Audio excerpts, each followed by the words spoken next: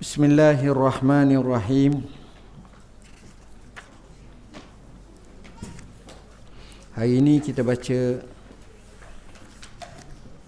hadis yang ke-7. Pelbagai jenis nasihat.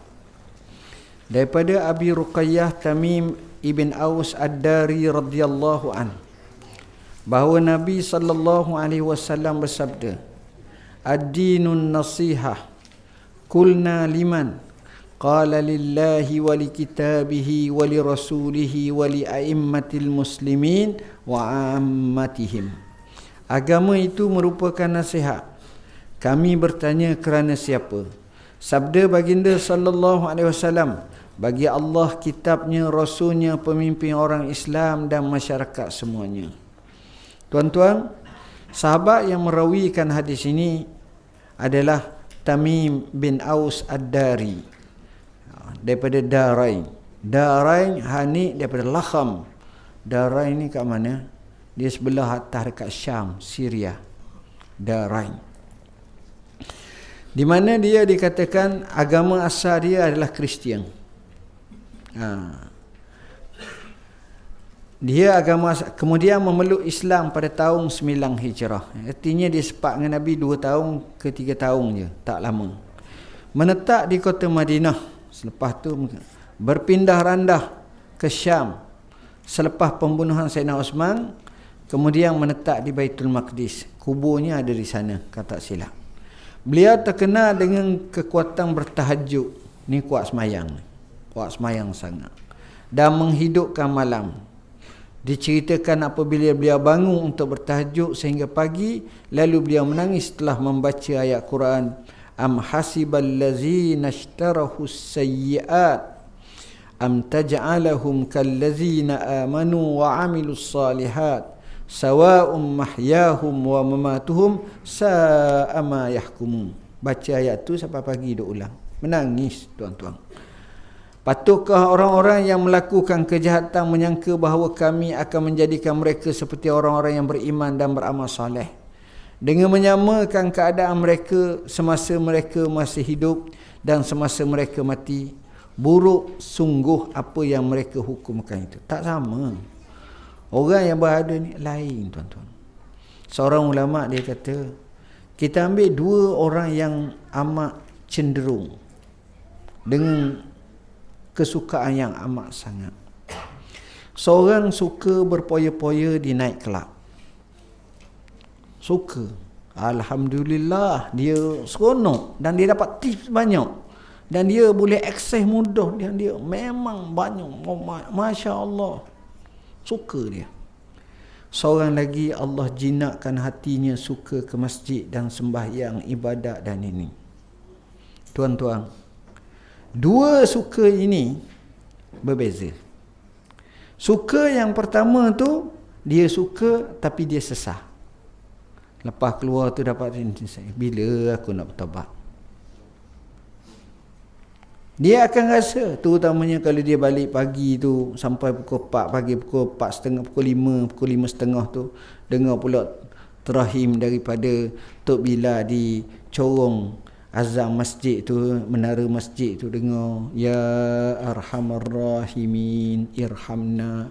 Hei wahai Tuhan yang maha pemurah, maha pengasih, tolong rahmatlah kami. Dia dengar, kata naik berair mata, bila aku nak bertaubat? Balik tidur. Lepas tidur tu pukul 4, pukul 2.30 baru bangun, pukul 10.30, pukul 11 makan pula gini-gini. Kawan ni, oi malam ni, oh okey malam ni pula. Dia pun akan rasa gembira sekejap ni. Tapi tak. Dia tak akan rasa. Dia gembira sekejap. Buat-buat. Orang gembira ni. Tapi orang yang duduk di masjid ni, jarang kita temu dia. Kenapa kau duduk masjid ni gini-gini temu? Saya sesallah, saya duduk masjid lama. Tak ada, tuan-tuan. Dia rasa puas hati. Dan dia rasa kekurangan. Dia nak lagi. Dia bawa rasa. Dia tenang. Sebab itu orang masuk masjid, tuan-tuan tengok betapa tenangnya dia boleh tidur dalam masjid. Mana ada orang duduk kat night club boleh tidur? Wah, bising dengan bangang tak. Tidur sana. Ni untuk lelaki ni, gagah perkasa ni. Kalau hari Jumaat, rebah semua. Tok Iman tu bukan suara sedap sangat pun. Tok Iman baca. Baca bab pertanian je. Dia kata aku tak ada benda nak tani rumah aku. Tidur dia duduk atas. Tani apa benda? Apartmen. Dengar. Tak apalah. Nak ceritanya apa? Beza yang amat sangat. Selain daripada itu, beliau merupakan orang pertama menyalakan pelita dalam masjid dan perintis kepada penceritaan zaman Umar dengan izinnya. Ini dua perkara. Saya ada buat satu buku tajuk Perintis dalam Islam. Ada orang ni buat ni, ada orang ni. Buku tu dalam proses, tak siap lagi lah. Dalam proses. Asalnya Masjid Nabi tu, pergi mayang Masjid Nabi, gelak je. Pakai anggur-anggur. Mu siapa? Abu Bakar. Allah kau. Ni siapa dia? Osman. Mang. Ni. Kadang-kadang gitu je. Mungkin gelap malam. Jadi bila Tamim Ad-Dari radhiyallahu an masuk Islam, apa yang dia buat? Bila dia masuk Islam ni, dia tengok. Sebab dia ada maklumat tentang gereja, tentang ni. Hak mereka dulu. Jadi bagi dia kata, bagus juga kalau boleh kita buat macam ni. Jadi dia pun pergi pasang lampu. Pasang pelita. Lampu tak ada lagi dulu. Pasang pelita. Nabi masuk, Nabi terkejut. Hei, macam mana ni? Tak ada bid'ah lah benda tu. Sebab Nabi, iya kan? Nabi kata, siapa buat ni? Masing-masing senyap. Bimbang kok. Rupa-rupanya Tamim kata saya. Nabi puji Tamim. Daripada sini tuan-tuan, kalau kita boleh tengok surau, kita boleh tengok masjid, lapu rosak apa-apa, kita pergi beki, kita pergi ni, besar pahala. Ni Tamim Ad-Dari dia buat. Nombor dua, dia orang yang menceritakan kisah. Sebab dia ada maklumat banyak tentang zaman Kristian, zaman dulu-dulu. Jadi dia minta izin dengan Sayyidina Umar untuk kisahkannya. Sayyidina Umar benar untuk dia kisahkan. Dan banyak kisah-kisah dia menarik. Nombor tiga, dialah orang yang pertama, orang yang tengok Dajjal. Kita cakap je Dajjal, tak tengok. Dan dia ni, bila dia masuk Islam, dia cerita kat Nabi, dia kata, ya Rasulullah, saya tengok Dajjal, saya temu Dajjal. Jassasah. Saya dengan 30 orang, 40 orang, hadis sahih riwayat Muslim. Ini tuan-tuan boleh beli dalam buku kami ataupun boleh tengok dalam laman web kami. Bab Dajjal. Inarah. Dajjal. Cerita bab Dajjal. Kami dengan ombak besar, dengan ni perahu ni terumbang ambing 30-40 orang ni, akhirnya hanyut sebuah pulau. Bila tengok pulau, tengok satu lembaga besar, tak kenal kiri, tak kenal belakang depan sebab bulu tebal. Menghalakan kami ke arah sebuah gua. Kami pun terpaksa masuk gua. Kami tengok ada orang berikat, ikat tebal. Lalu kami tengok dia, kami tanya dia, mu siapa ni? Dia kata, aku tak nak jawab, melainkan kamu jawab apa yang aku tanya dulu. Tanya apa? Adakah Nabi akhir zaman sudah bangkit? Ada tak? Dia kata ada. Ya, itu tanda dekat. Adakah apa ni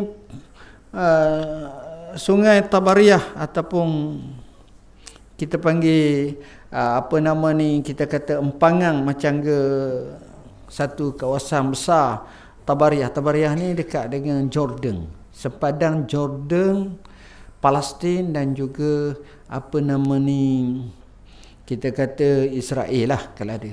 Tu. Dia kata satu masa air akan surut. Begitulah.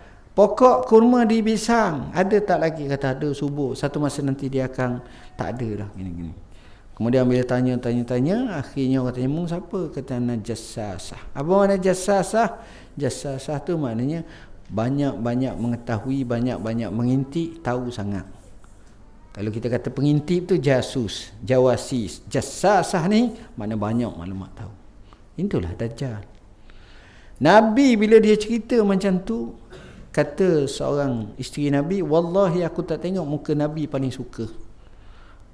Nabi kata, takkah aku bagi tahu kepada kamu tentang kisah Dajjal ni kisah Tamim Ad-Dari. Ialah masa tu tak ada kamera boleh ambil gambar Dajjal kat mana lokasi ni. Tapi itu menjadi misteri sampai sekarang. Di mana pulau, ada kata pulau Socotra, ada kata pulau lain, ada kata sebelah Syam, ada kata nunung, Allah saja. Bukan kita disuruh cari misi mencari Dajjal, tak perlu. Yang kita disuruh berlindung daripada Dajjal. Salah satunya baca 10 ayat awal daripada surah Al-Kahfi. Salah satunya baca doa setiap kali selesai semayang, lepas tahiyat akhir, Allahumma inni a'udzubika min azabi jahannam wa min azabil qabr wa min fitnatil mahya wal mamat wa min fitnatil masihid dajjal. Baik. Seterusnya, Tamim Ad-Dari ini dia meriwayatkan hadis 18 buah sahaja.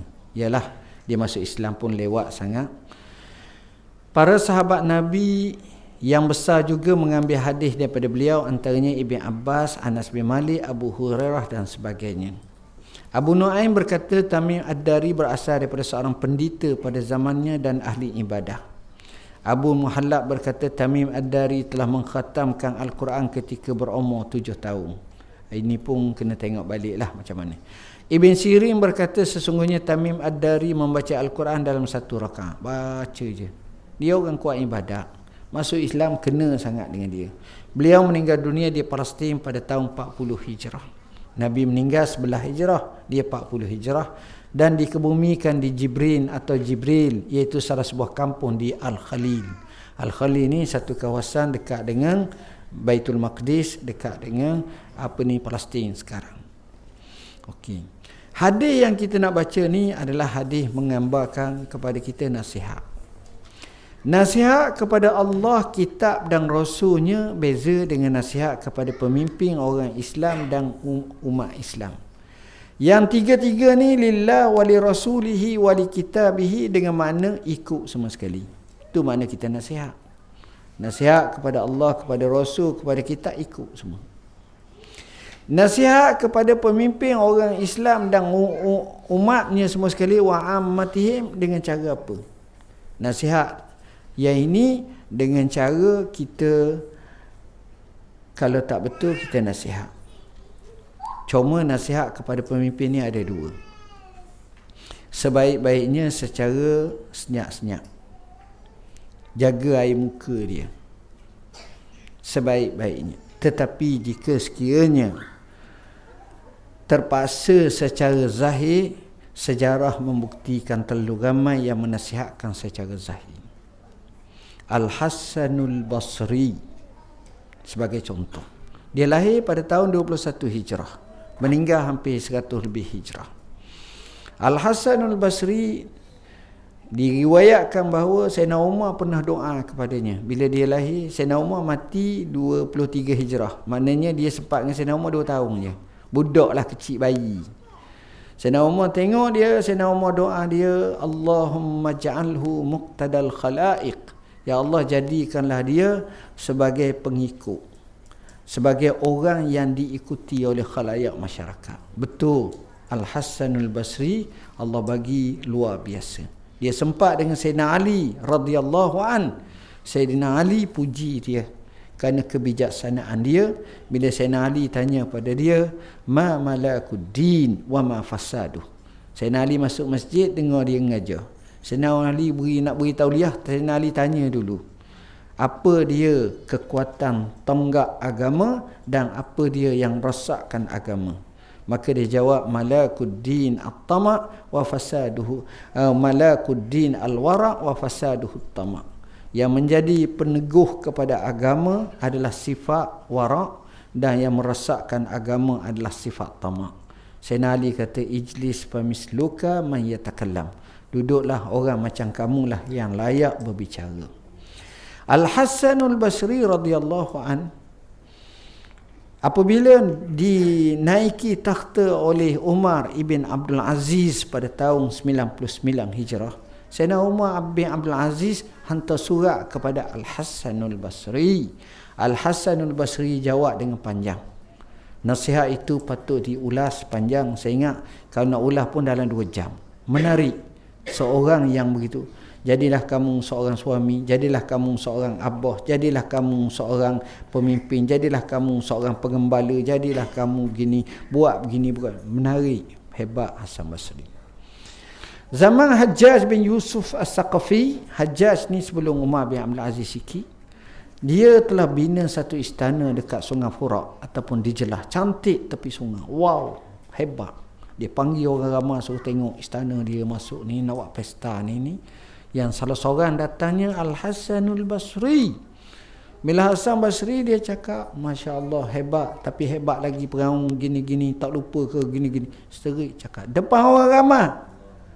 Menyebabkan, ni orang panggil nak cari baloh lah. Nak cari menyakit. Tapi itulah Al-Hasanul Basri. Balik sekejap je berita tu sampai kepada Hajjaj. Hajjaj panggil pemimpin memanda, menteri ataupun panglimanya, orang besarnya panggil. Hajjaj sembuh marah. Hang ni tak berani seorang pun jawab depan dia. Apa bahasa ni, gini-gini, marah kena hamba aku. Sudah marah ni, orang tanya dah buat macam mana, kata. Panggil dia, kita bunuh. Panggil. Al-Hasanul Basri bila dipanggil ni dia datang. Yang jaga gak tepi pagar tu jauh. Tengok dia kata habis dah sekali ni. Habis dah sekali ni. Mati. Sebab Hajjaj ni rekod bunuh biasa depan tu. Sa'id bin Jubair mati kena bunuh. Seorang Sayyidut Tabi'in, salah seorang yang hebat. Sa'id bin Jubair radhiyallahu anhu, kisahnya cukup masyhur. Dan bila kena keadaan macam ni, orang kata habis dah Hasan Basri. Tapi dia pergi tenang, tapi mulut je macam bergerak. Masuk sahaja tu, Hajjaj duduk atas tu, tengok muka dia, berubah muka Hajjaj. Terus bangun. Ya Abah Sa'id, ya Abah Sa'id, pipi tangan, mari cakap gini-gini. Gini. Ya Abah Sa'id, turun nasihatlah kita ni gini, kita gini. Jadi hak yang nak tunggu ni dia panggil jalak. Jalak ni hak tu kan nak bunuh ke nak sebab terkejut. Rentak tu lain, tukar skrik dah. Skrik untuk ni. Oh gini tu. Ada apa nak apa ni? Kalau boleh ni duit cukup dah. Makan ni okey. Tanya habis. Kawan ni pun jawab selama. Akhirnya keluar. Bila keluar tu, yang jaga tu cakap dengan dia, dia kata, tuan, saya duk kata tuan balik ni itulah kali terakhir akan masuk dan bawa mayat je lah. Tuan baca apa? Dia kata, ya riyasa malazi. Dia doa, dia baca doa. Doa tu tuan-tuan boleh buka dalam Al-Inarah, kisah macam mana Al-Hasanul Basri doa ketika bertembung dengan Hajjaj ibn Yusuf As-Saqafi. Kisahnya banyak. Seorang ulama namanya Syekh Abdul Aziz Badri karang satu kitab Al-Islam Bainal Ulama wal Hukam. Dia cerita macam-macam keberanian. Luar biasa. Sampailah zaman sekarang, zaman kita ni. Kalau saya kisah-kisah tu banyak sangat. Antara kisah yang paling masyhur, kisah mutaakhir, kisah seperti mana Tahir ibn Ashur, Syekh Tahir ibn Ashur, ketika Hamid Bourguiba, presiden Tunisia, buat satu undang-undang supaya orang Islam tak payah puasa hari-hari bulan Ramadan sebab produktiviti kurang, tak payah puasa tadi. Dia sendiri depan syashah ataupun televisyen minum air togok siang hari, live, bukan untuk malam, bukan untuk buka. Jadi galakkan macam tu. Minta fatwa ulama semua. Akhirnya sampai kepada Tahir Ashur. Tahir Ashur katakan kepadanya, Allah haramkan makan siang hari bulan Ramadan. Baca Nas, ya ayyuhallazina amanu kutiba alaikumusiyam. Seterik. Tak kira lah produk tinggi rendah ke apa ke, puasa wajib puasa. Tersedu. Akhirnya batal undang-undang tu. Berani dia. Tahir Ashur, dia nak pergi khutbah. Dia nak pergi khutbah hari Jumaat. Jadi pasar banyak, nampak perempuan duk pakai tak berapa kemah, tunjuk aurat ni sebahagian ni. Ni cerita tahun 60-an 70-an. Atau awal sikit atau lewat sikit. Bukan 80-an, dia mati awal lagi lah. Dia naik atas mimbar, dia kata, ayuhan nas, cukup. Aku lu qauli hadza wa assalamualaikum warahmatullahi. Itulah khutbah yang terpendek.